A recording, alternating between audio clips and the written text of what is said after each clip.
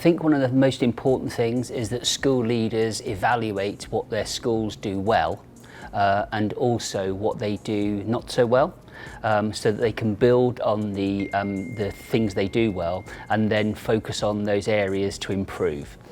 Quite often those things that need to improve are the outcomes for the students, and the most important factor of that is that the kind of instructional leadership by the principal and their team is focused on making sure that the teaching is of the highest quality.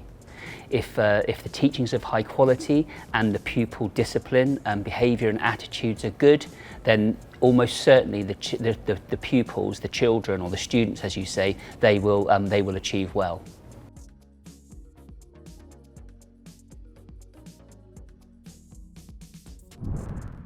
So it's really important to set standards or protocols, as you call them, so that people know where they're trying to get, what standards they're trying to achieve, and so that they know how they can track their actions against whether they're meeting those standards. I think the point about autonomy in a school, though, is to say to schools, look, if you can achieve these things, you should be able to achieve them how you want to. So the autonomy is in the way you do things.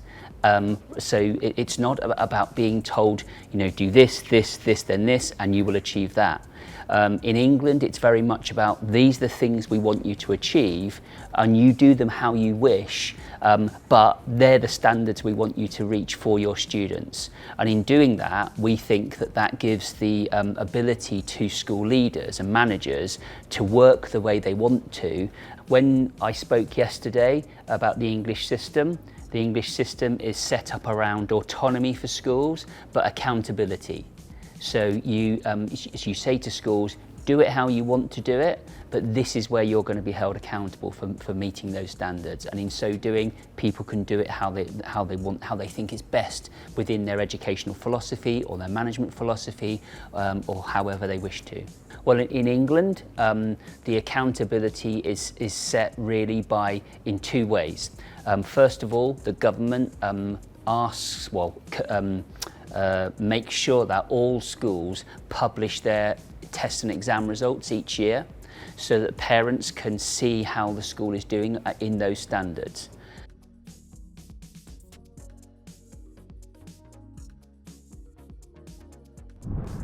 So one of the things that we do now is to go into classes, see the teaching for that particular class, talk to those particular students about the things they like about the subject, what they've been learning, looking through their books to see what work they've been doing and what they also remember about the work they've done in the past, how they are treated in the school if bullying occurs.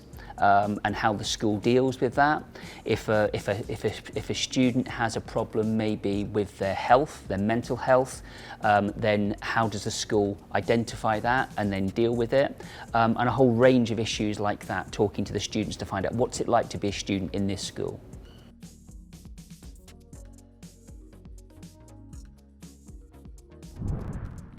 Well, we call them either principals or head teachers.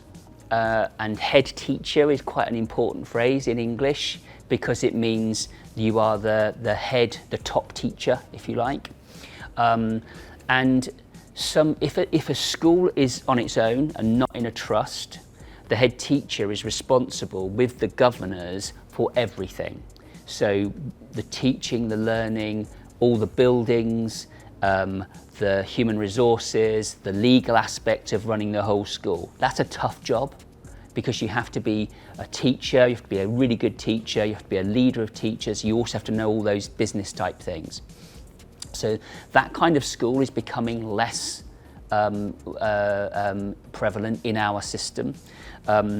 More and more schools are becoming academies and then joining what we call multi-academy trusts, which are maybe anything from 2 academies joined together to 60. Okay, and the trust then take on the often take on the human resources, the legal, the financial things. Now that leaves the head teacher to be able to really oversee teaching, lead instructional leadership in that school. That's quite attractive to lots of head teachers in England, because they went into teaching to be teachers and probably not managers. But there is a status to being the head teacher, so they can do that job within that system and really focus on the thing they went into teaching for, which was making students great citizens. That's quite attractive. But there are pressures in our system, and if your school fails an inspection, then sometimes you will lose your job. So you know, it's a pressurized job, but it's a very rewarding job. You know, when it goes right, and you do great things, and you see your students improve, and you know, and go out into the world of work or to study at university, then it's a good job.